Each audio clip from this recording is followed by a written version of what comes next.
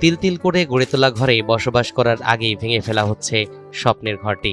নদীর তীব্র ভাঙনে নোয়াখালীর মানচিত্র থেকে হারিয়ে যাচ্ছে নোয়াখালীর পূর্বাঞ্চলের কোম্পানীগঞ্জ উপজেলা। প্রতি বছর 3 থেকে 4 কিলোমিটার বিলীন হচ্ছে নদীগর্ভে। আর নদীর তীরবর্তী মানুষগুলো বছরের পর বছর সর্বস্ব হারাচ্ছে। তবে এবার এটি প্রকট আকার ধারণ করেছে, আর সবকিছু হারিয়ে বারবার কান্নায় ভেঙে পড়ছে বৃদ্ধ নারী ও পুত্রবধূরা।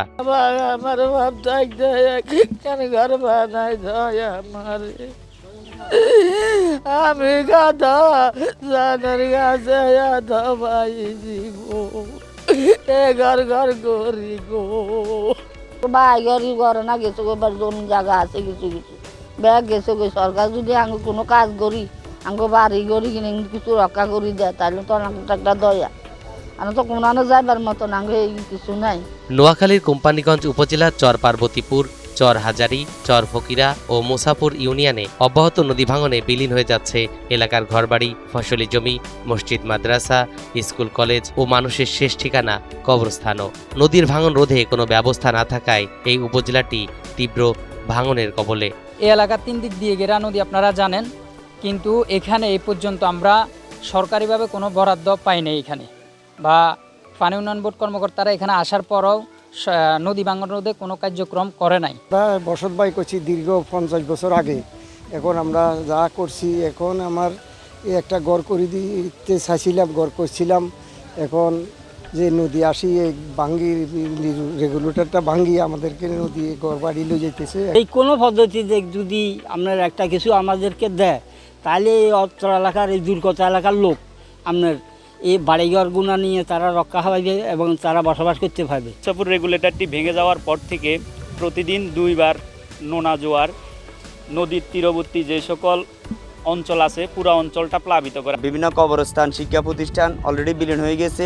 আমাদের এখন ভিটেমাটি ছাড়া আমাদের আর কিচ্ছু নাই। আমাদের চাষাবাদ জমি যা ছিল সব নদীতে বিলীন হয়ে গেছে। এলাকার মানুষের দুঃখ কষ্ট দেখে নিজেকে কোনোভাবেই শান্ত রাখতে পারছেন না এলাকার চেয়ারম্যান। তিনি দুহাত জোর করে স্থানীয় পানি উন্নয়ন বোর্ড, সংসদ সদস্য ও বাংলাদেশ সরকারের কাছে এই এলাকা রক্ষার আকুতি জানালেন।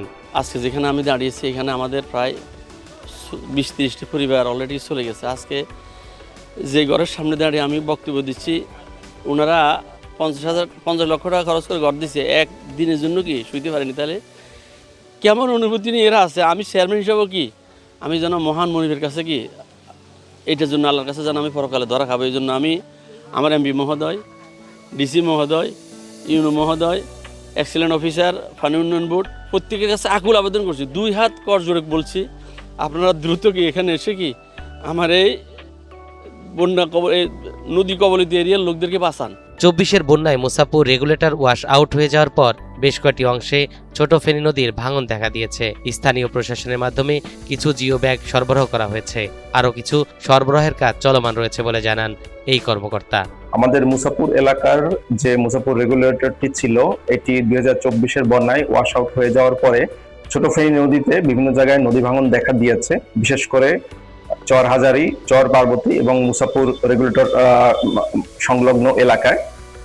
আমরা ইতিমধ্যে যে জরুরিভাবে যে অংশগুলা অধিক ভাঙন প্রবণ এলাকা, এর মধ্যে আমরা মুসাপুর রেগুলেটর সংলগ্ন এলাকায় প্রায় 10 কিলোমিটার অস্থায়ী প্রতিরক্ষা কাজ বাস্তবায়ন করেছি।